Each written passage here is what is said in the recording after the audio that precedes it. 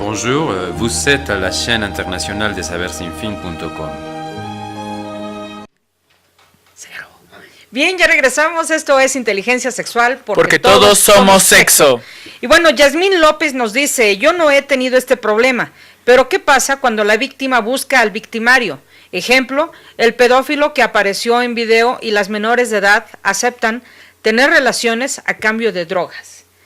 César Tello, es curioso, pero el 14 de febrero el centro estaba atascado de gente, ridículos, en vínculos emocionales por la fecha en cuestión, pero al término se regresan a los mismos hábitos, en ocasiones, como mencionan, de violencia.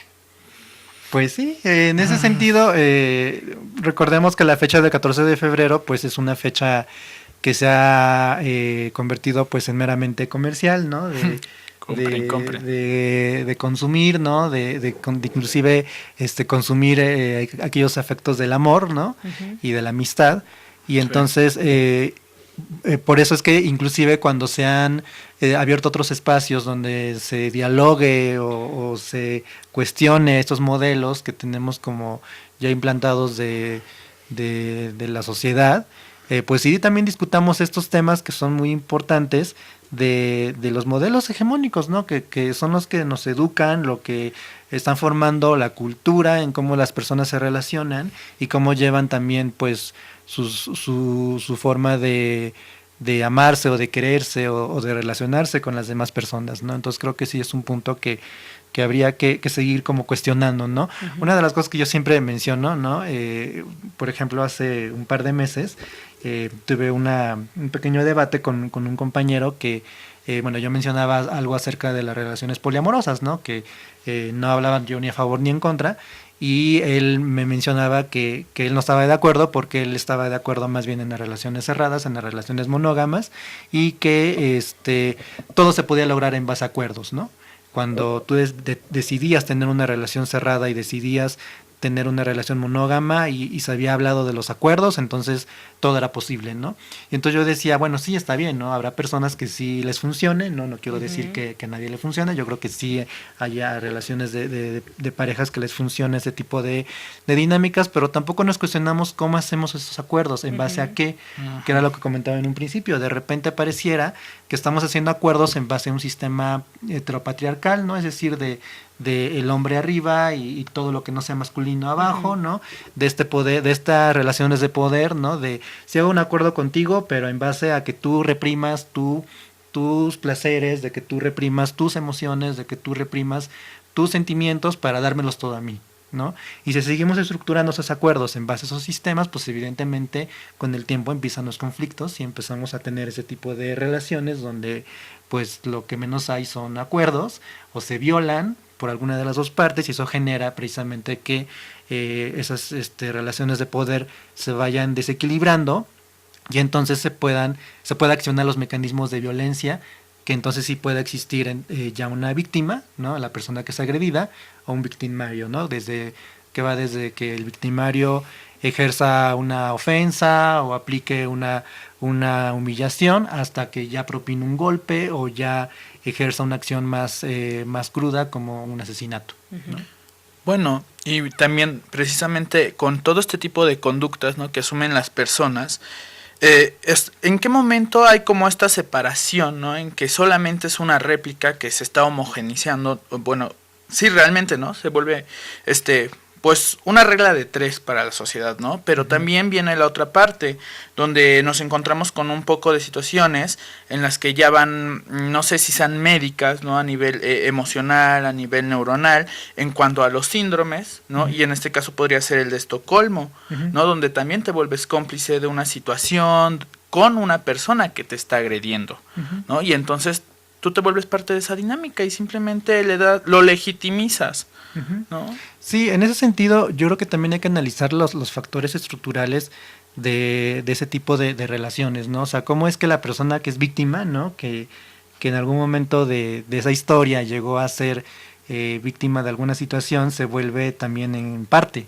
¿no? Y entonces empieza a alimentar ese sistema, ¿no? Yo creo que en ese sentido, cuando no tenemos claro esos conceptos de poder y entonces empezamos a legitimar, ¿no? Estos conceptos que yo les mencionaba de sufrimiento, de displacer o de placer, pero en el placer de hacer daño al otro, es como empezamos a formar parte del mismo proceso, y entonces empezamos a tener todas estas pues todas esas condiciones que tienen que ver con buscar al victimario, con buscar al otro, para que evidentemente se siga replicando pues todo ese sistema, ¿no? Entonces me parece que podemos buscar como mucha literatura al respecto sobre cuáles son aquellos mitos, ¿no?, que rompen con ese tipo de relaciones, cuáles son esos modelos hegemónicos que imperan en nuestra vida, y también pues demos una leída inclusive a las teorías feministas, que son precisamente definen todo lo contrario a todas estas problemáticas, y que dicen pues hay que empezar a vernos como seres que nos podemos relacionar afectiva y sexualmente de manera colectiva, ¿no? De manera pacífica, de manera contundente, que permita pues transformar esa realidad. Efectivamente, y darnos cuenta que cualquier persona puede convertirse en víctima por amor, por placer, o puede convertirse en el victimario, precisamente por lo mismo, por amor, por placer, por venganza, y en muchas ocasiones es esta parte, lo que me hicieron a mí, voy y lo replico. Y en algunos, y todo esto como englobado también en una necesidad, ¿no? O sea, porque es como esto, ¿no? De quiero sentir amor, quiero sentir pasión, y ¿qué es lo que va a significar tener eso, ¿no? ¿Qué más va a involucrar? Y hasta dónde estás dispuesto para obtenerlo. Sí, así es, y es algo que a muchas personas pasa por sus vidas, ¿no?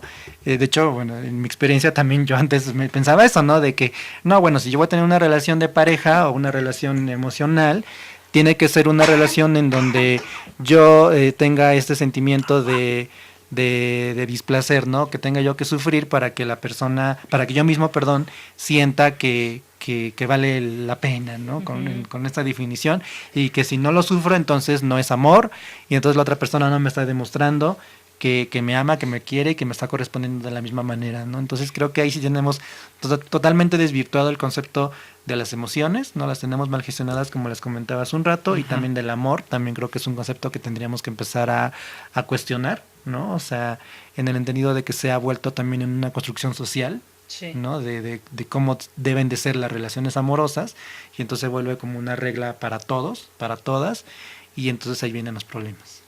Ahora, nosotros estamos manejando víctima y victimario, y a lo mejor la gente que nos está viendo y escuchando están imaginando los golpes, están imaginando las violaciones, los asesinatos, etcétera, ¿no? Que es el término, ¿no? Uh-huh.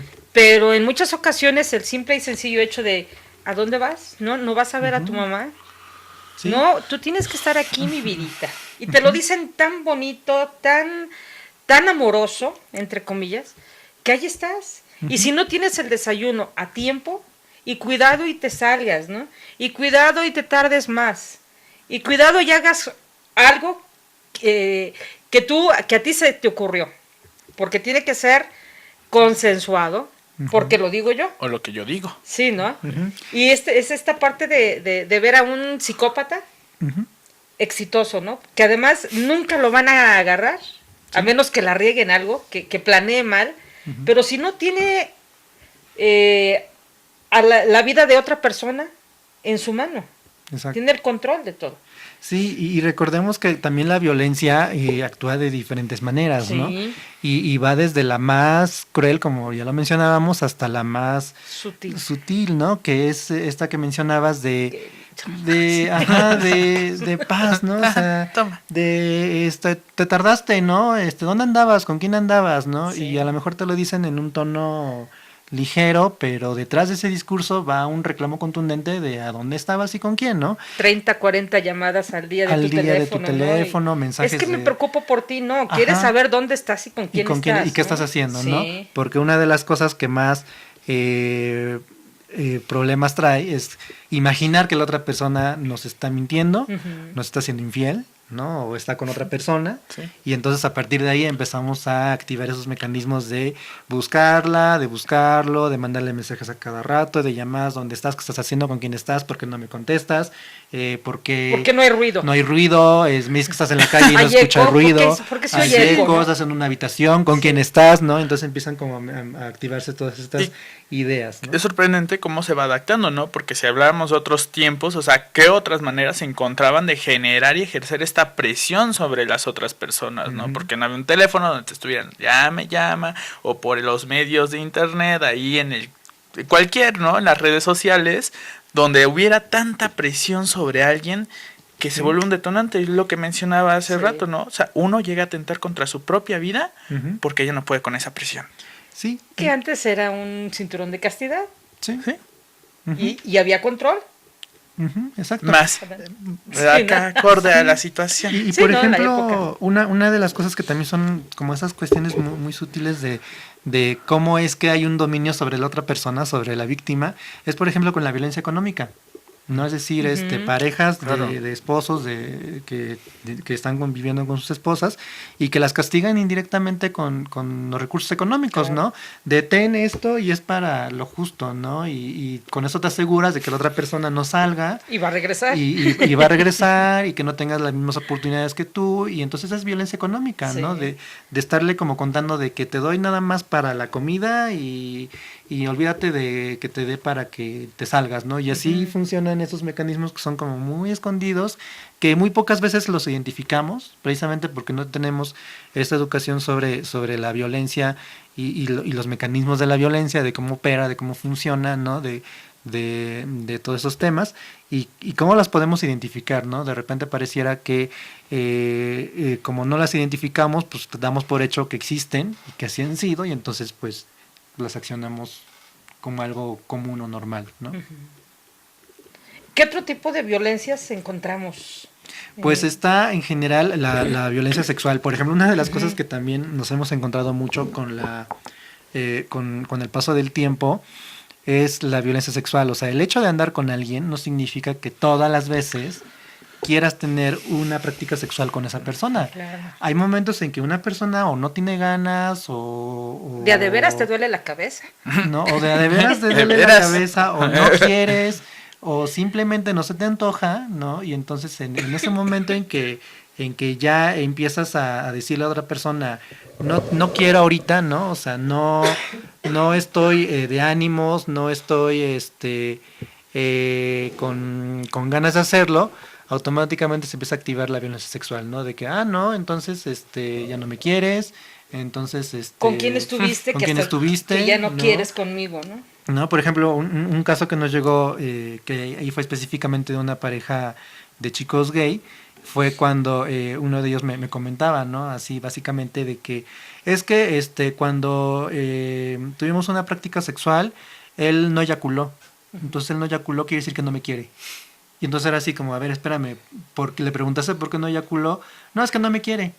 Es que dio por hecho, ¿no? Entonces era, bueno, no le preguntaste si no tenía ganas, si no tenía ánimo, si estaba cansado, si a lo mejor había tenido, no sé, un día muy pesado en el trabajo, estrés, y eso. Y accedió todavía. Y accedió todavía, o sea, como todas esas formas, ¿no? Y si ya empieza a identificar que es algo muy recurrente, bueno, pues creo que antes de señalar, ¿no? Y de estar como culpando al otro de que no te cumple, pues creo que está como la comunicación, ¿no? Algo pasa, o sea, sentarse con la otra persona y decir si pasa algo, si hay algo que arreglar, y si algo está fallando, pues en ese momento dialogarlo, ¿no? Así. Esto es todo por hoy. Agradezco mucho a nuestro amigo Abel Pérez Rojas, director de sabersinfin.com, las facilidades brindadas para la realización de esta emisión. A Cecilia Cordero, deseamos que se mejore de salud. A nuestro amigo Fer, en los controles técnicos de Saber Sin Fin, a nuestro amigo David, que hoy estuvo con nosotros. Pero es que Fer ahora está sí ahí. todo el día con nosotros. Así es, muchísimas gracias a ambos que hacen posible que usted y nosotros tengamos comunicación directa. Muchísimas gracias, yo los espero la próxima semana con una emisión más de Inteligencia Sexual. Porque todos somos sexo.